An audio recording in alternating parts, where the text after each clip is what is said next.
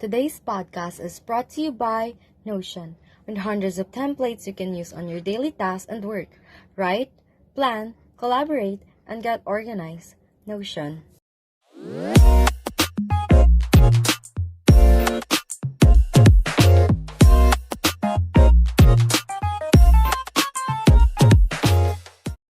Welcome to Anything Under the Sun.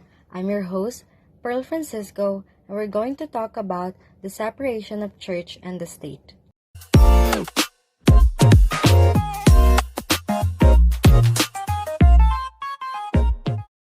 Religion and government are a very serious topic that everyone should not talk about carelessly.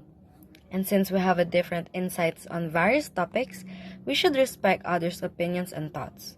But first, let us talk about what is the separation of church and the state.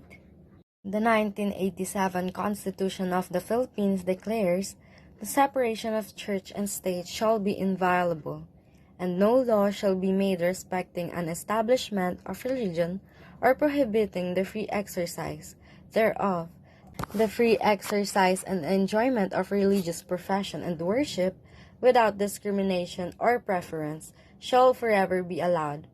No religious test shall be required for the exercise of civil or political rights." In simple explanation, it reinforced the legal right of people to freely live their faith even in public, without fear of government coercion.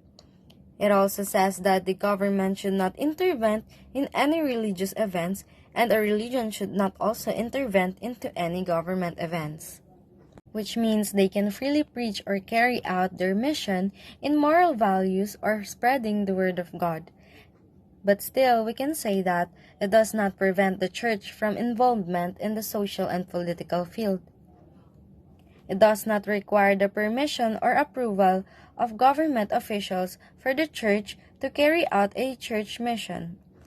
And of course, it does not allow any government official to dictate on what they should preach and what should not. I also saw a saying from a website that says, "Thus, it is important to have a proper understanding of what separation of church and state really means. Otherwise, its misunderstanding can be used to silence the church." And that's all for today's podcast, and I hope to see you in our next one. Let's end this podcast with a word from our sponsor.